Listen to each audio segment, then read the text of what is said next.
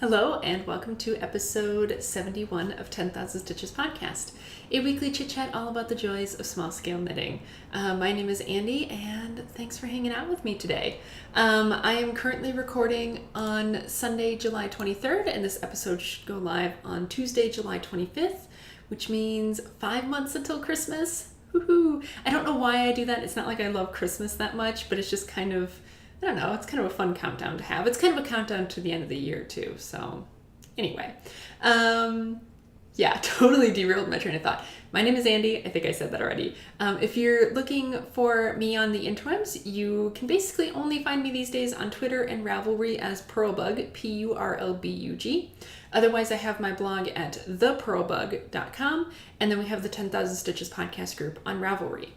If you're looking for links to anything I mentioned today, patterns, shops, anything else, if you are watching the embedded video on the blog post or the Ravelry thread for this episode, everything will be linked right below the video. If you are watching on YouTube, in the description box below the video, there will be a link to the blog post. You can go there and then find all the links right below the video. So today is going to be a pretty normal day. We're going to do finished objects, works in progress, what's coming up next, dyeing, and knit along stuff, question of the week, stuff like that, and then chit chat. So yeah, pretty normal week.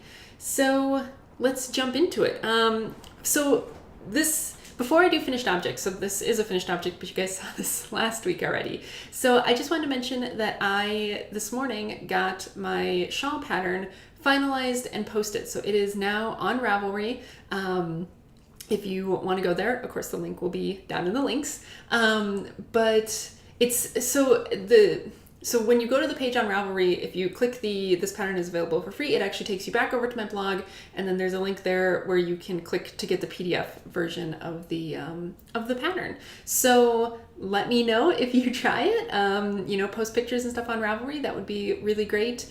And if you find any errors or anything, let me know. I read it about like 10 times this morning to make sure there were no words misspelled or missing words or anything, but it's always easy to miss things like that. So let me know if you find any errors in it, and I will do my best to fix those as quickly as possible. But just as a recap, in case you missed it last week, this is basically what the pattern is for. It is for a shawl that is made with a single skein of fingering weight yarn. Mine happened to be made with a sock blank that I got from Dancing Leaf Farm, I think it's called. This is the sock blank that I got at the Powhatan Festival of Fiber. But basically this is meant to just show off a really beautiful yarn that you don't want to hide in your shoes and you'd rather have near your face. So it's worked from side to side. So you start over on, I have to think about this. You start over on this side, it doesn't really matter. You start on one side and then you work your rows in garter stitch, and when you've used up half your yarn, that's your point. So at that point you stop increasing your width and then you start decreasing your width until you basically run out of yarn. And the neat features that it has is it has this really nice, neat I-cord edging at the top, and then this sort of eyelet border along the entire long edge. So both of the edges are very nicely finished. You only have to cast on 4 stitches and you only have to bind off 5 stitches when you finish. So, and it creates this sort of long, vaguely triangular shawl, which is nice and stretchy because of the garter stitch and very squishy. You don't have to block it. I haven't blocked this one because I feel like with garter stitch, you don't really need to block it. So there's no blocking really. It's really easy to weave in the ends because you can just thread them through this I-cord border, and then you just hide them like that. That's what I've done. And this is about a 30-degree angle here, so it's a nice sort of slimmer, sort of a mix between a shawl and a scarf. And this is what it looks like if you wear it sort of the way that I wear these things, which is, around your neck, sort of like a scarf. But I'm sure you could get more creative about it too. But yeah, so that's available if you want to give it a shot. If you have that, skein of yarn where you're like, what do I do with this? It really just needs something simple. Maybe give it a shot. But yeah, so that's that. I'm done tooting my own horn for now. So let's talk about my new finished object to show you guys. So this is the sock head cowl, and I don't remember if I showed this. Yeah, I think I showed it last week. So this is a pattern by and of course I don't remember her name. I put it down here somewhere. But anyway, so this pattern is again meant to just use up a single skein of fingering weight yarn. And it's a very basic just tube. So you cast on, you work 4 rows of ribbing, you work a whole bunch of stockinette, and then you work another 4 rows, or God, I keep saying 4 rows, 4 inches of ribbing at the bottom, and then 4 inches of ribbing at the top, and that's that. So this yarn is a yarn from Holiday Yarns on their flock sock base in the colorway Vikings Win, and you can see it's these really great Minnesota Vikings colors. Yep. So I really enjoyed that, and I really sort of enjoy the way that it pooled on here, where it doesn't quite look like it's pooling very much. Like it is sort of, you know, spiraling the way that variegated yarn can do, but it's not super obvious. I think because the circumference is so wide. But yeah, it's super simple pattern, super easy, really great brainless knitting if you're looking for something like that. I did a lot of this when I was at work. I tried a new bind off on the top because I don't always love the way that, so this pattern really calls for a stretchy bind off because of course you have to get it over your head. And my kind of go-to stretchy bind off if I'm doing socks, toe up or something is Jenny's Surprisingly Stretchy Bind Off, I think it's called. But I don't always love the way that looks. I mean, for socks, I'm not as concerned about it, but for this, I kind of wanted something that looked really nice. And so I tried a sewn bind off, and this is how it looks. So I don't think it's the worst thing ever, but it's certainly not quite as neat as it could be. I think part of the problem is that I originally did it too loose. I didn't realize that when you're doing a sewn bind off, you can do it relatively tight. And so I went back and tried to tighten it up, but that was pretty tough to do. So now I know, but I mean, I think it looks fine. I'm not too worried about it. I'm certainly not going to go back and redo it. But yeah, and this is what it looks like on. I learned today that I have to take off my glasses to put things over my head because otherwise they pull my glasses down.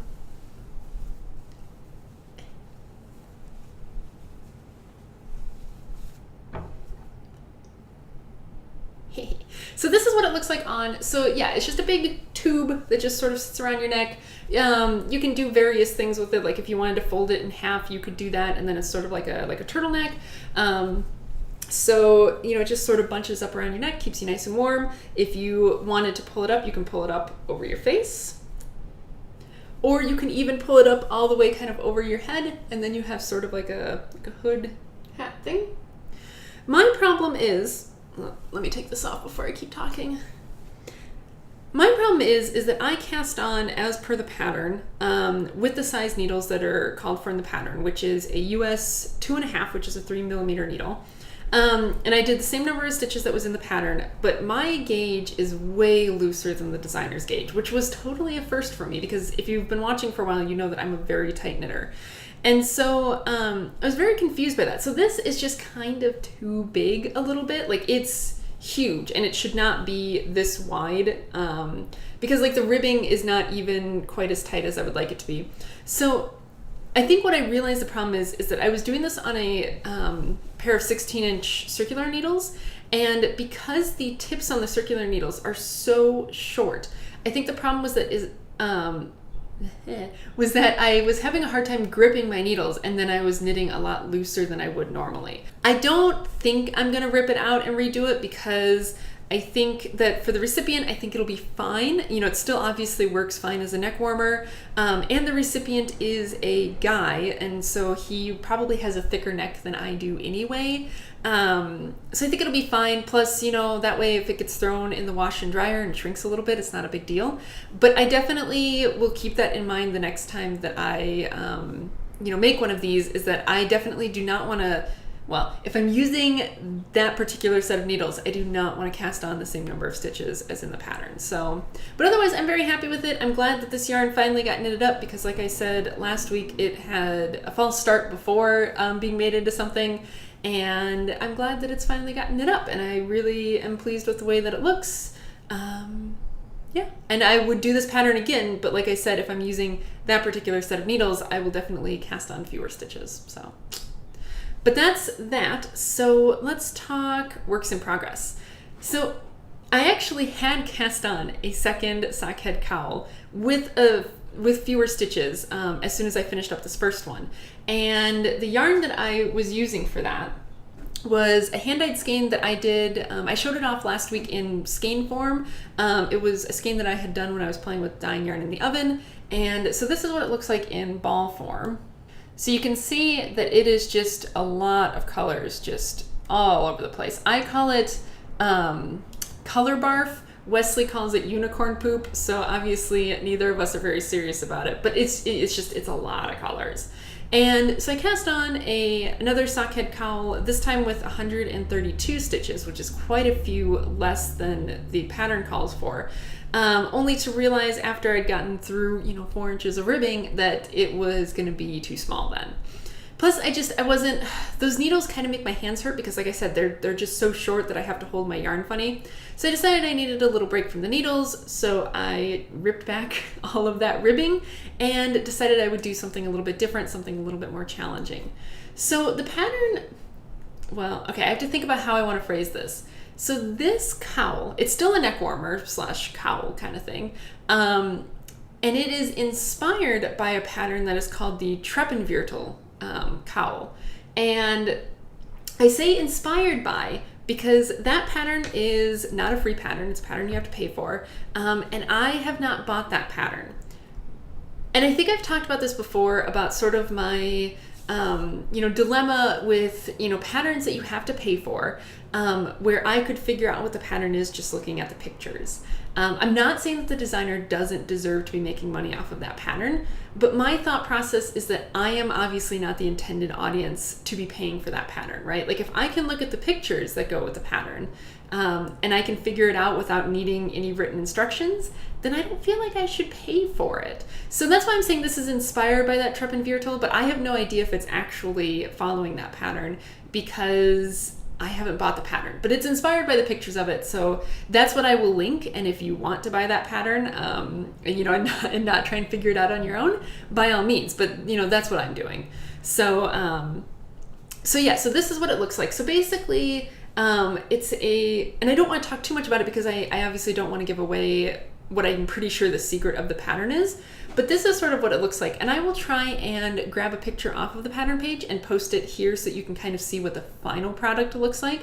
But basically it is sort of this cowl that forms a point in the front, which is especially handy for me given that I wear a lot of V-necks, but it sort of forms this point in the front and has this nice vertical ribbing and then this sort of horizontal ribbing, which is, made by alternating stockinette and reverse stockinette. And so this is what the yarn is looking like when it's all knit up. So it's, again, just very, color barf / unicorn poop. Just all the colors all the time, which I am just loving. I think I might keep this for myself because I'd originally intended this to be a gift, but I think this is just a lot for someone else to handle, but I am loving it. So I might, make another one of these in a slightly subtler shade of yarn for someone else. But yeah, I'm really, really enjoying it. You can start to see sort of this point forming in the front. And yeah, I'm really loving it. I've been loving it so much that I started it Friday night, and this is how far I am at midday on Sunday. I haven't touched anything else all weekend. This is what I've been working on all weekend. But I really probably should put it down for a while now and, work on my other work in progress, which I'll show you in just a second. But this is being knit on my other pair of US 2.5s, which again, 3mm needle, but these are a 40-inch Chow-gu, and as you can see, I am magic looping. So, and I definitely am noticing that, yes, my gauge is a heck of a lot tighter on this because these needles have more to grip onto. So that's what makes me think that the issue I was having with my gauge on the sockhead cowl was definitely a result of just the needle tips being too short. So you live and you learn. Who knew? But yeah, that's the first work in progress that I have. And then my other work in progress is my I don't know what it is with me and words today, is my Viajante. So this is a pattern by Martina Bem. And I've talked about it before. I showed you guys the beginning of it last week, and it is basically just this gigantic tube of knitting.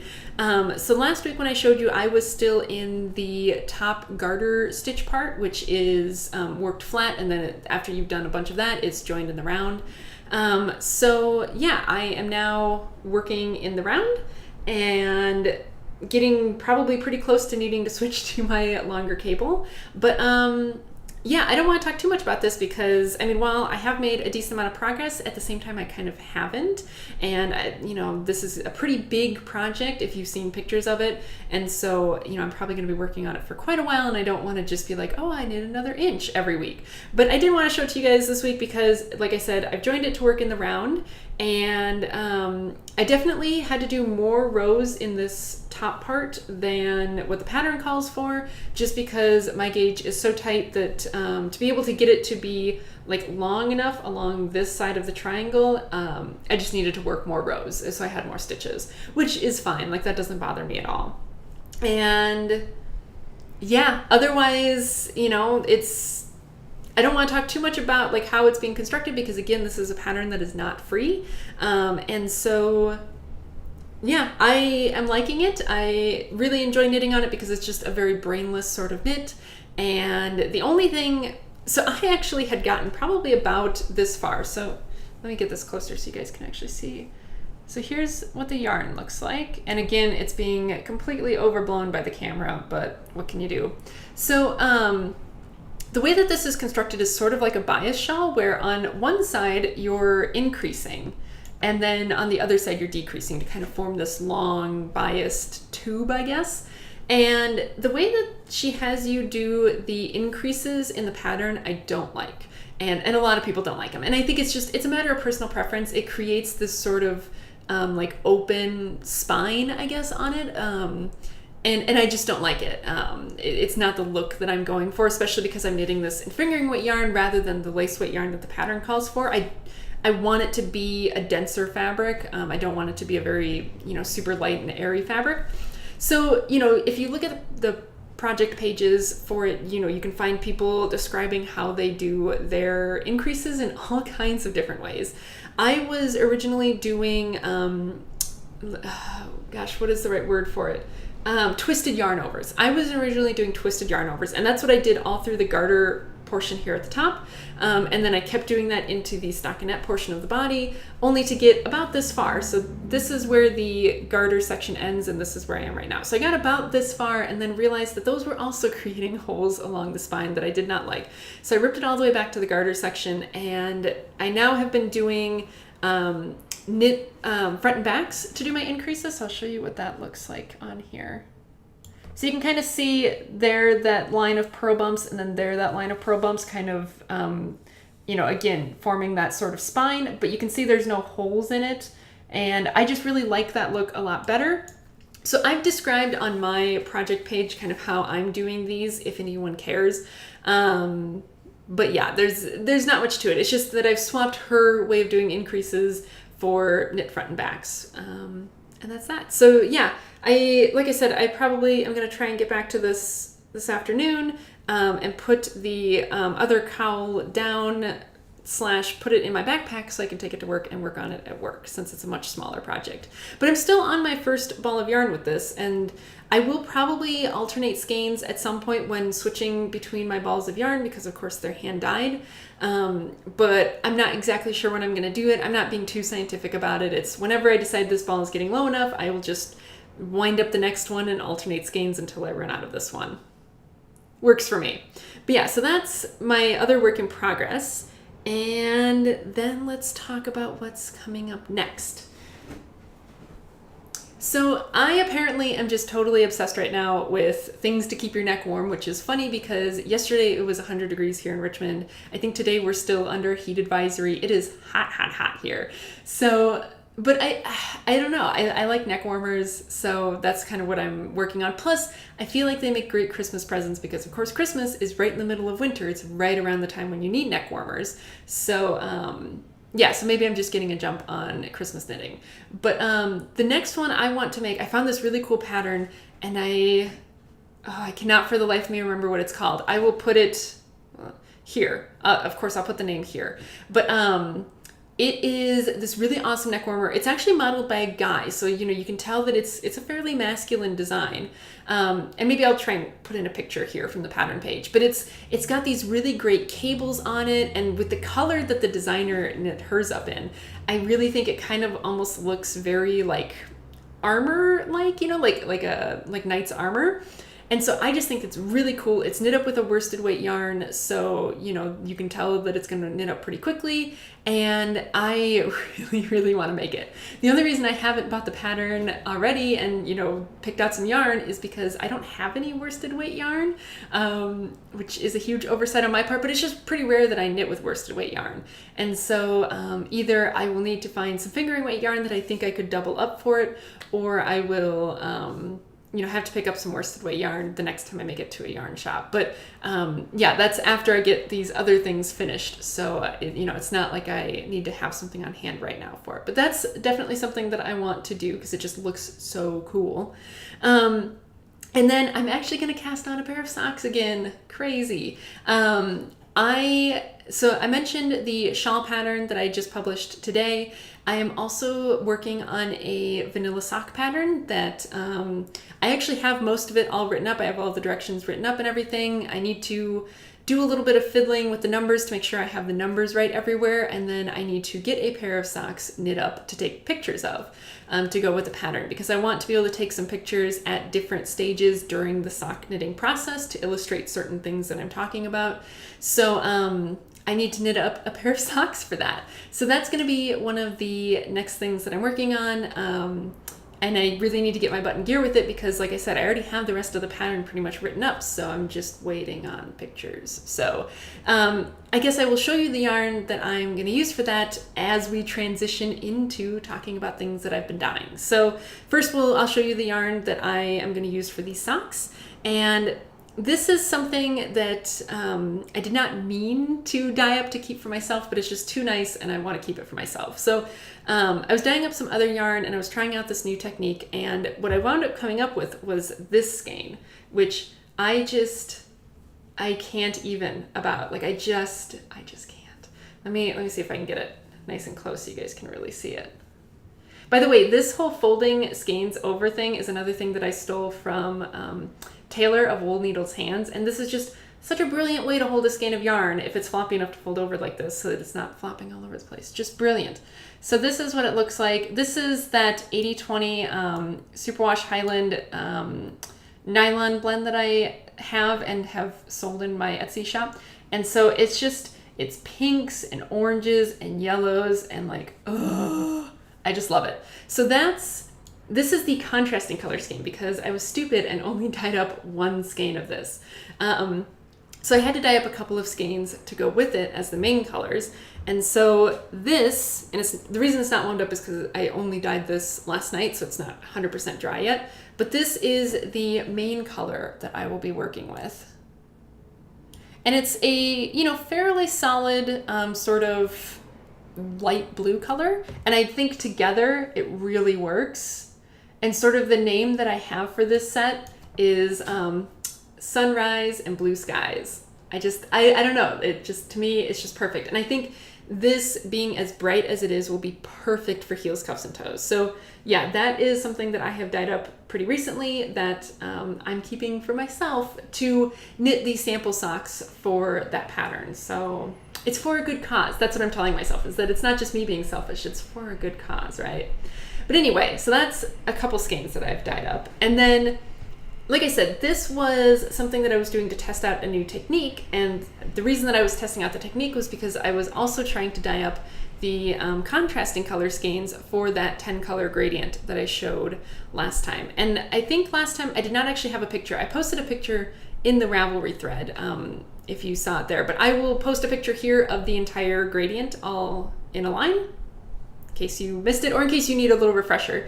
So my whole plan with that gradient, like I said last week, was to wind off each of those 50-gram skeins into 5 10-gram balls and then create 100-gram mini skein sets from those, right? So one of each of the 10 colors. 10 times 10 makes 100 grams.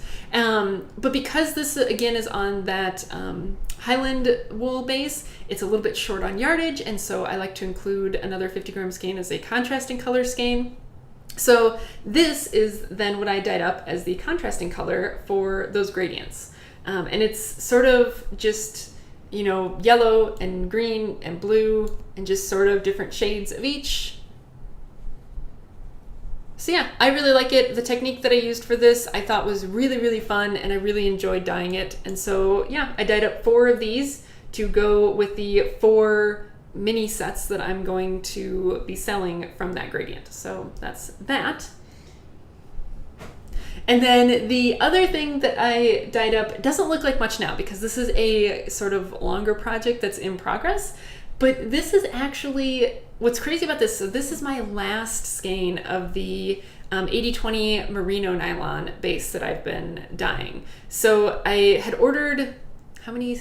I ordered, I think 20, is that right? I ordered 20 of these and yeah, I think I ordered 20 of these and then 40 of the 50-gram skein. So I had 40 pairs of socks, well, whatever, right? So I had 20 of these, and this was my very last skein. So I need to get some more yarn ordered. And speaking of ordering yarn, so one of the places, so I like this base, right? So this base is, like I said, an 80/20 superwash merino nylon base that I got from Craftsy. It's the Cloudborne Yarns base.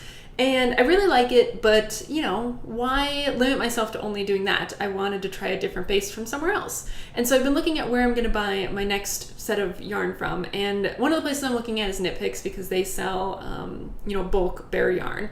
And I went there last night, I happened to go check out their website last night, so that would have been Saturday, July 22nd, and I saw on their front page, like, oh, we're having a sale, everything is 15% off, and I was like, well, that might just be enough to sweeten the deal to make me order right now, because the sale was only running through the end of the day yesterday. So, you know, I added some stuff to my cart, went to type in the coupon code, and it said, sorry, this promotion has expired. And then I went to their Facebook page to see if maybe they'd mentioned something about it there, and I saw a whole bunch of people commenting saying that they couldn't use the coupon code like all day, and so bummer. But anyway, that was only one place that I was looking. I'm not entirely sure where it is that I'm going to get my next set of yarn from, but let's talk about this one. So right now, this is just pink and white. It's a lot of pink and a lot of white. But what this is going to become is it's going to become a galaxy skein. I don't know, galaxy stuff is just all the rage on like Pinterest and stuff. And basically galaxy is just sort of the blend of blues and pinks and purples. Sort of like, I guess, my unicorn skein, but different. It's, if you sort of think of like nebulas and the way that those tend to look, that's sort of what galaxy stuff looks like. So yeah, this is going to become a galaxy skein. So like I said, it doesn't look like much now, but it's going to become really cool. The only thing is that I'm sort of waiting.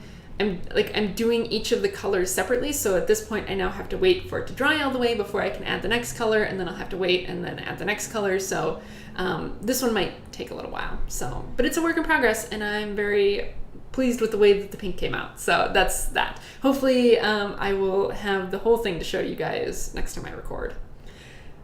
And yeah, talking about yarn, so I am going to be putting some yarn up for sale in my Etsy shop, including those 10 color gradients and some of the other like 100-gram skeins that I showed you guys, I think last week. I will be putting those up in my Etsy shop probably next weekend, or well, I guess by the time you guys are watching it, it'll be this weekend. So Saturday, July 29th, I think it is, probably around noon or so Eastern time. You know, I'm not going to be too precise about it, but that's about the time to look for. So Saturday, July 29th, around noon Eastern time, if you're interested. But yeah, that's that. And then, like I said, I need to get some more yarn because I've run out of yarn to dye. Very sad.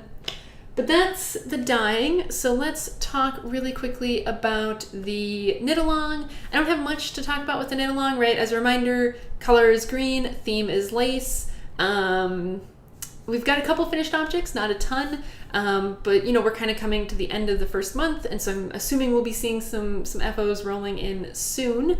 And hopefully by the next time I record, I will, or well, not the next time I record. I'll have prize yarn to show at some point, but I think that this one I might buy some prize yarn for because we're gonna be taking a trip in August, and so, you know, that's kind of fun to buy some yarn from a different place.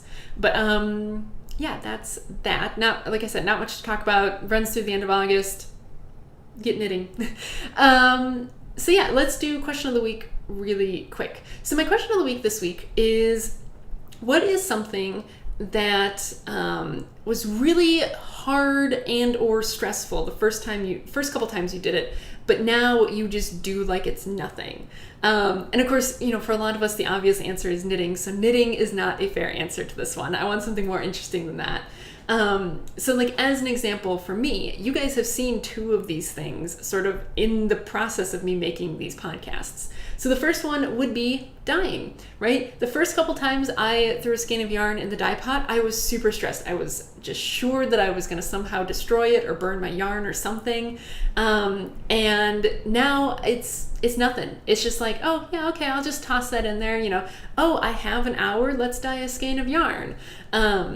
So, now that I'm used to it and kind of know what to do, it's just super easy and just, super routine. So that's been one thing. And then the other thing has been making yogurt.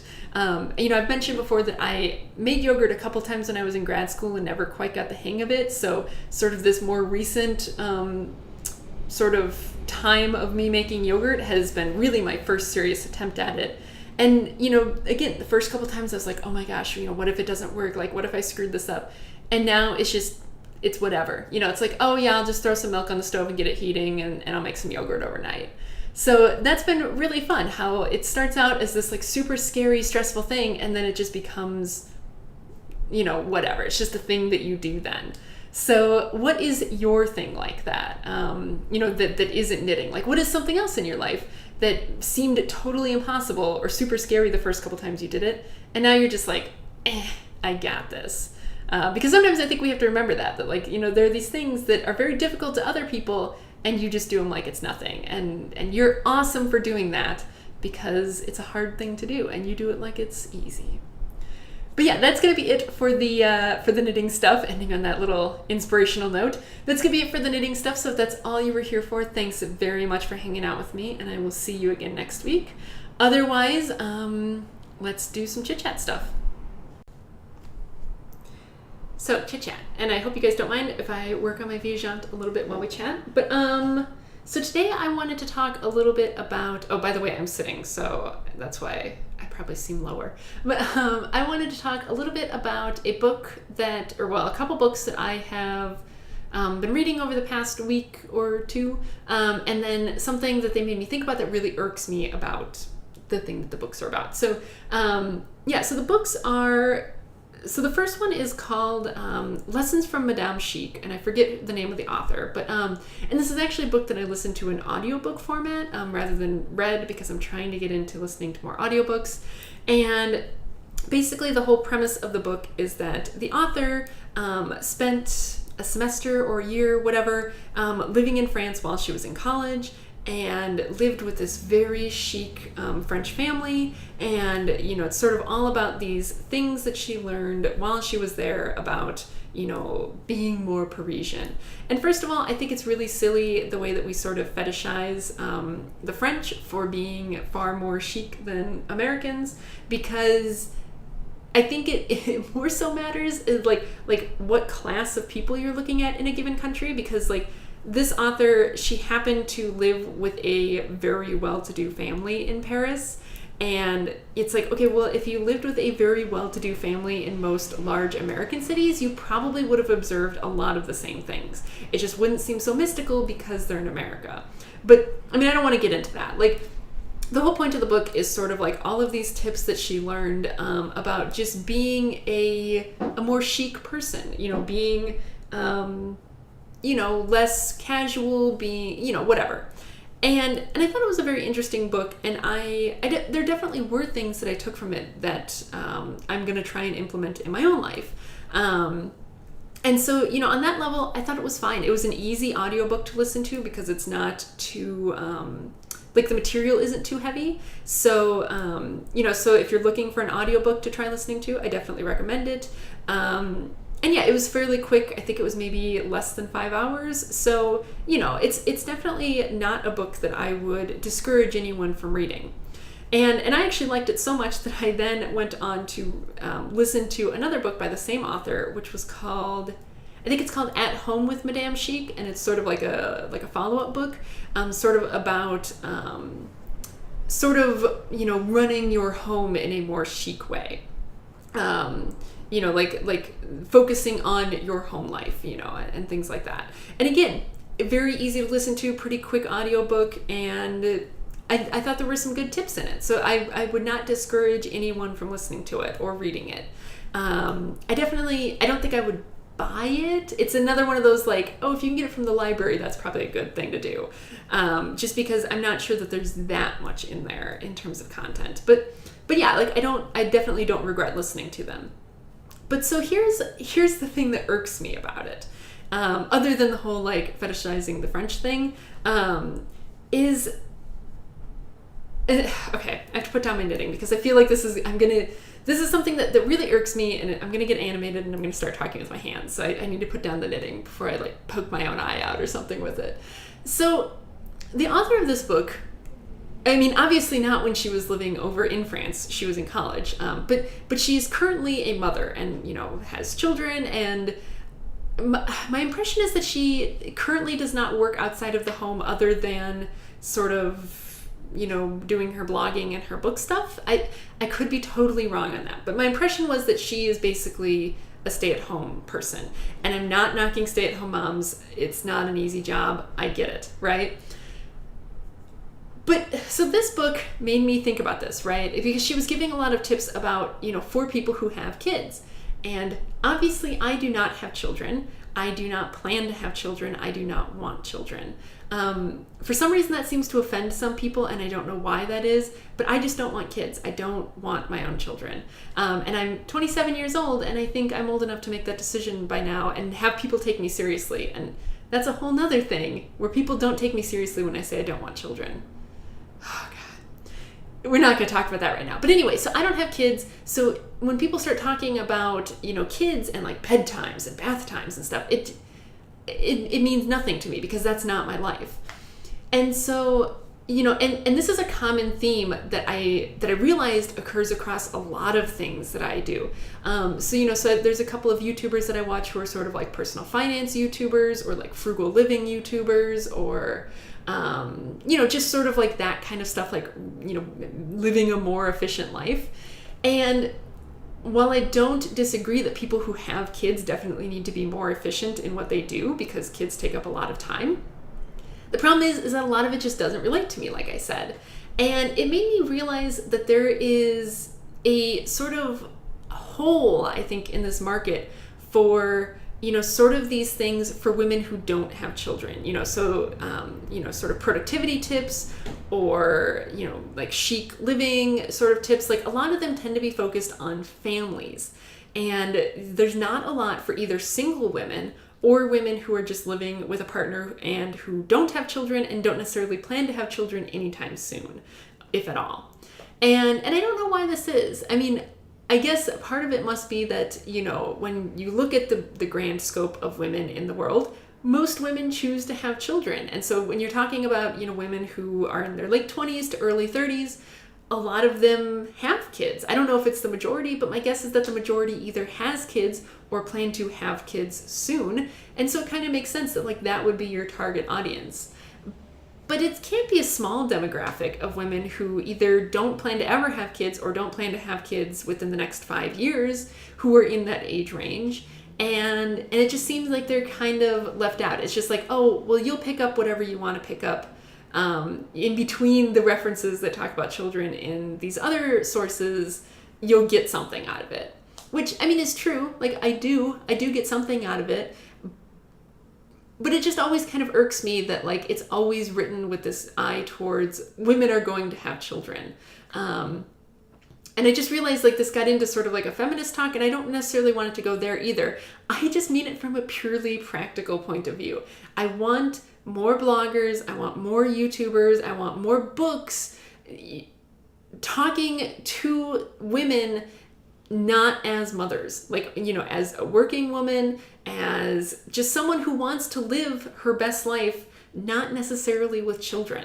I don't know. Is that really weird? Is that really wrong? I mean, because a lot, even if you have kids, eventually the kids leave. And of course, at that point, you're in a very different stage of your life. Typically, then you're in your 40s or 50s is my guess. And so, that's sort of a different phase of life. You're in a different phase of your career and all of that.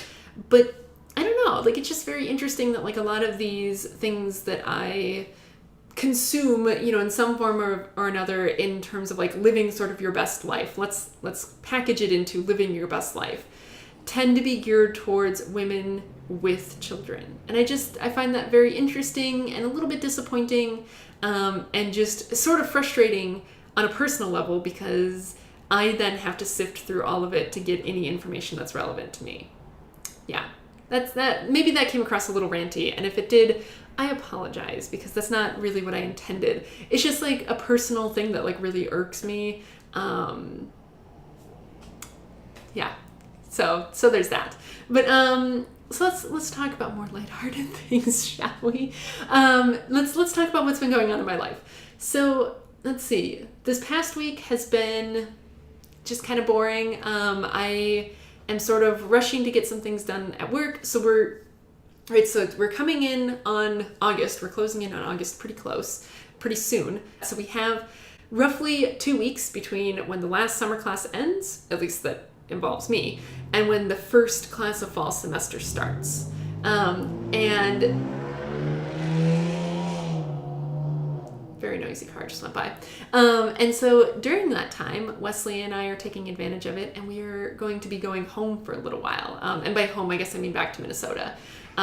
Because otherwise we haven't been able to go back since last Christmas, and we won't be able to go back until this next Christmas. So if we don't take this chance, that's the last chance we get for a while. So I'm really looking forward to that. But unfortunately, it kind of means that I have to make sure that I have everything wrapped up for fall semester before I leave, so that I can then get it out to everyone who needs it and all of that stuff. So yeah, I've been sort of, rushing to get that stuff done. And, again, speaking of living your best life, you'd be like, well, Andy, why didn't you have this stuff done as soon as you knew it needed to get done? And that's because I am lazy.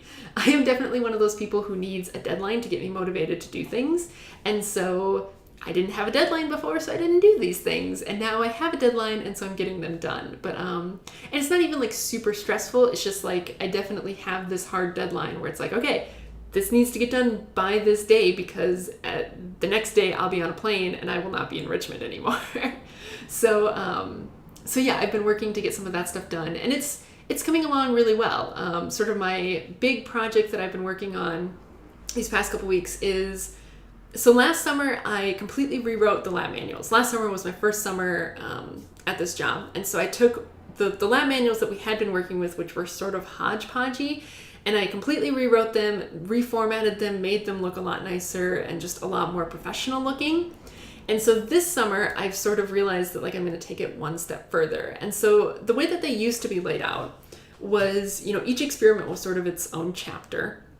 And so, it started out with an introduction, which gave any necessary, like, theory that students needed to know, any equations, diagrams, stuff like that. So that was there. And then it would go into, if needed, a description sort of the experimental equipment, and then the experimental procedure, which lists out step by step what the students are going to be doing. So it'd be like, weigh this thing and write it in your table, and then, do this and then do that, right? So it's step by step what they needed to do.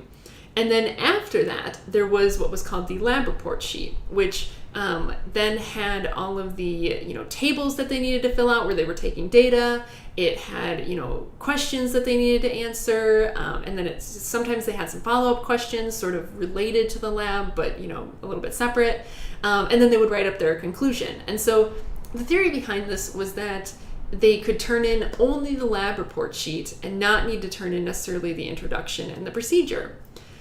Which is great in theory, right? It's like, okay, well, it's less paper that the TAs then need to schlep around, and it's, that in theory then the students can keep all of their introductions together. They'll have all these equations to reference if they need them later. Except that's totally not how it works. A lot of students just staple the whole thing together and turn the whole thing in together anyway.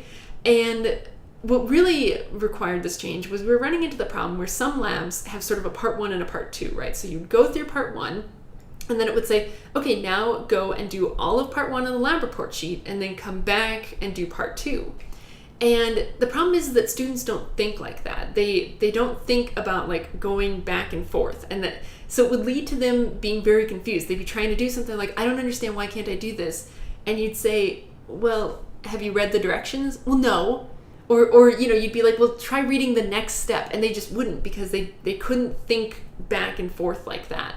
And so, of course, I can wish all day long that students were better at doing that, but it doesn't make them better at doing that. So I realized that what I need to do is I need to linearize the format of these labs. So now what I've done is I've basically taken the procedure and the lab report sheet, and I like smush them together. So now all of the questions come in order as they're doing the lab. So they'll be, doing the lab, they'll have some directions. It'll say, okay, weigh this, do this, write down this distance. And then right there is the table that they need to write it down in. Or, maybe it would say, okay, do this, and then maybe they needed to answer a question about it. So there's the space for that question. And then they continue back into the steps of what they need to be doing. And hopefully this will prevent those issues of students not realizing that they need to go back and forth, and they'll just down each page, and hopefully it will make life easier on the students and be less frustrating on them. Hopefully it'll be easier on the TAs, because they won't have to keep being like, did you read the directions? Hopefully it will just make life easier for everyone. But yeah, and so it was not like a lot of really hard work necessarily. It was a lot of just, sort of cutting and pasting and reformatting. I didn't actually do any real new content creation. It was just rearranging. But what's funny is that, so I rewrote these lab manuals last summer. So that was a year ago. And the way that I write these lab manuals up is I use a program, or I never know what to call it. It's sort of a programming language. It's not really a programming language, a typesetting language, I guess, called LaTeX. And I know that's not the way it's pronounced, but that's the way I pronounce it. It's pronounced LaTeX, but I say it LaTeX. It's spelled latex, but I say LaTeX.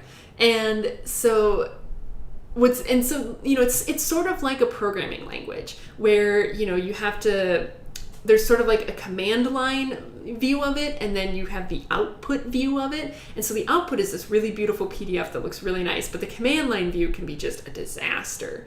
And so I went back and I was reformatting the very first lab manual that I redid last summer. And so this was this was as I was trying to learn how to use LaTeX, and before I really learned a lot of tips and tricks about it. So I was going back to this old one, and I was like, what was I doing? This is a mess. And it was really funny to sort of see, again, something that was really hard for me at first and has now just become very commonplace and very normal. And looking back at like that initial, hard thing, and just being amazed that I managed to get anything to work at all. So yeah, that's what I've been doing. And I think I only have, I think I have 2 lab manuals left to do, which will be pretty easy. So yeah, that's what I've been working on at work. And this week I'm doing some teaching for one of the TAs who's going to be gone because he had a family member die and needs to go deal with some of that stuff. Very sad. And so I was like, yeah, just go. I got you. It's only 2 labs that I have to fill in, and so yeah, happy to do it. But yeah, that's kind of my life right now. So I guess that's it. We'll keep this under an hour. So yeah, that's that. Thank you very much for hanging out with me if you made it this far, and I'll see you next week. Bye.